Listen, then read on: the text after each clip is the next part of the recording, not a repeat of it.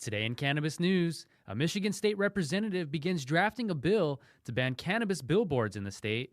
New York state lawmakers introduce a bill to limit the 150 million tons of waste generated annually by the cannabis industry in the U.S., and several Republican lawmakers in Washington, D.C. are backing a bill to allow cannabis users to buy guns.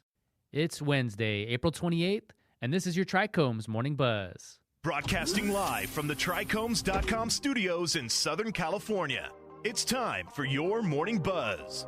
We bring you late-breaking news that keeps you up to date with what's happening in the cannabis industry. First up, Fox 17 West Michigan reports that on their regular trips to Lansing, the capital of Michigan, State Representative Mary Whiteford of Allegan County says she sees a multitude of billboards promoting cannabis businesses. Because of the increase in cannabis billboards, they are working on a measure to prohibit their use in the state. Whiteford has backing from another state representative in Dearborn for the measure, which is still in the development phase. I was going through. I saw two billboards that really bothered me, Whiteford said. I saw one that said we had a new state flower. Whiteford is concerned about the impression that the billboards give to children. We don't see any medicines advertised on billboards. Tobacco can't be advertised on billboards, Whiteford said. It's exposing children to the belief that because it's legal, it's safe. If the measure is fully approved, dispensary owner Davide Ocella says they will miss out on the few advertising options available. We have two types of media that we can use. That's online and that's billboards, Ocella said. The cannabis industry is the #1 purchaser currently of billboards. And next up, following New York Governor Andrew Cuomo's signing of a recreational cannabis legalization measure last month, cannabis retail has yet to begin in the state, but policymakers are already exploring action to ensure that the industry is ecologically responsible. Assemblywoman Patricia Fay has presented a measure to establish a cannabis recycling system in order to reduce the amount of plastic waste that the industry produces. Within current recycling plans, single-use cannabis packaging would be handled akin to standard recyclable waste. The Cannabis Container Bill of Rights would require any lawfully permitted recreational marijuana retailer to charge a $1 deposit on single-use plastic containers for recreational marijuana products. The retailer would assume responsibility for collecting used packaging and recycling it, as well as reimbursing deposits. Retailers would also be required to receive cannabis packaging from customers who want to return them after use. Additionally, cannabis packaging would also have to be manufactured with a minimum of 50% recycled materials. As per a statement from Fay, the bill's aim is to address an unfortunate externality of requirements in the legalization measure, such as the requirement that cannabis products be sold in childproof packaging.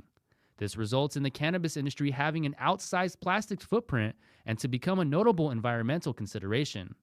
The statement continues, the legal cannabis industry in the United States produces about 150 million tons of waste each year. Even when marijuana packaging is recycled at home, it is often sorted out by recyclers and taken to landfills. While no industry is blameless in the plastic pollution crisis, New York has a unique opportunity to prevent a new source of plastic pollution as we consider the legalization of recreational marijuana, it said.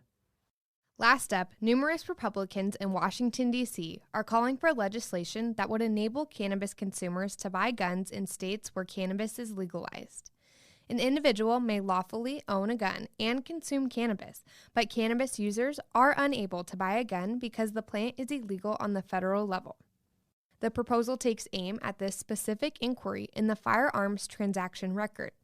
Are you an unlawful user of or addicted to marijuana or any depressant, stimulant, narcotic drug, or any other controlled substance? It reads. The proposed measure would permit residents that consume cannabis in states where it is legalized to purchase a gun.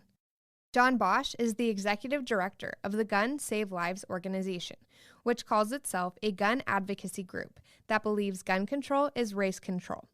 Bosch claims the proposal will possibly pass thanks to Republican backing, and that federal cannabis legalization is coming. In grasping at a parallel between cannabis, places of worship, and deadly firearms, Bosch said, "We shouldn't take away their right to vote just because they are smoking marijuana. Why should we take away their right to own a gun or the right to worship in a church of their so choosing? This is a basic, fundamental constitutional rights issue." And that was today's Buzz. Thanks for listening. For more cannabis news and insights from industry professionals and a place to discuss these stories and others, visit TRICHOMES.com. And be sure to catch up with all of our other cannabis industry-related podcasts like Hash It Out, Careers in Cannabis, or the International Cannabis Conversation wherever you get your podcasts. For TRICHOMES.com, I'm Devin Leal. And I'm David Fortin. Catch you next time.